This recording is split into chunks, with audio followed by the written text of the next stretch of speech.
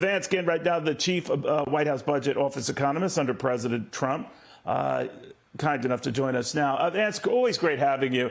I did find it a little rich for someone who's been backing a lot of this big spending in Washington to target the Federal Reserve for trying to deal with the inflation problem. A good deal of that spending created. That's a separate issue, though. But they're not big fans of Jerome Powell. A lot of big business titans like Ken Langone, big investors like Ken Fisher are in that camp as well. Where are you on this, and whether his battle on rates is complicated now by this bank situation and the fact that he seemed to indicate this might be it for a while, this latest rate hike?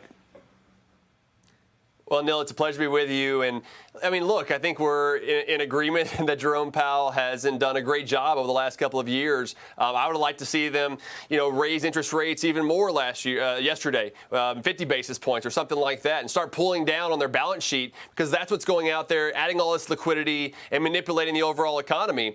Too often we look at the boom period, which was a lot of excess government spending, massive increase in the deficit, increase in the balance sheet of the Fed, keeping interest rates too low for too long. And eventually that's going to bust. And that's what we've seen at this point in time, as something was going to break with Silicon Valley Bank, Signature Bank, and others. I think that's just was a couple of the shoes to drop, as so much liquidity has been put into the economy, and now it's got to start to break down hereafter.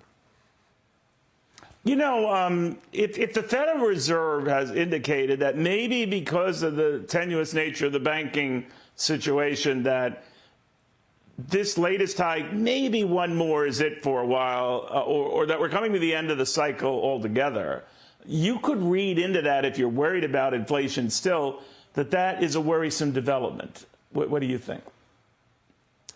Neil, I think it is a worrisome development. I mean, inflation is still running around 6%, the highest in 40 years. And look, at the end of the day, Americans are the ones that are suffering. They're facing all this massive inflation of the excess government spending and money printing over the last couple of years. 60% of Americans are living paycheck to paycheck. Credit card debt is over $1 trillion. It's just one thing after another they're getting hit on from this progressive sort of modern monetary theory approach, which is more of an ideology than an economic theory. We're seeing what happens whenever you do this sort of thing. And we've seen this time and again, the boom and the bust. And we've got to understand the boom period of too low interest rates, too much government spending, because now we're facing the bust. And unfortunately, Americans are going to have to deal with the consequences of these bad actions by those in Congress and the president and the Federal Reserve. It's easy for me and others to play Monday morning quarterbacks on this.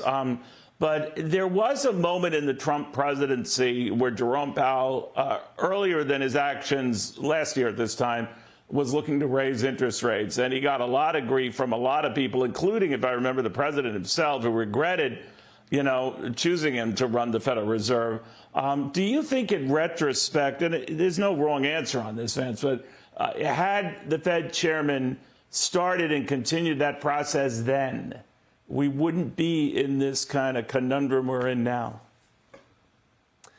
I mean, it's possible, Neil, but I mean, there were a lot of other factors at that time. I mean, look, during 2018, 2019, we had a booming economy that wasn't based on kind of fake monetary policy and excessive government spending, although there was some of that excess government spending happen at the time. But we had the highest real median household income on record, the lowest poverty rate on record, the lowest unemployment rates across all demographics. And that wasn't because people were dropping out of the labor market like they have over the last couple of years. That was people actually getting real jobs. And we need to get back to that sort of situation of pro-growth policies, right? Cutting government spending, cutting taxes, cutting regulations. That's the way that we can unleash the American economy, because Americans are like, what's going to happen next? What's the next shoe to drop? And we can't keep looking to policy. It's really got to be about the private economy. That's where productivity happens, and that's where jobs happen, and ultimately where prosperity happens.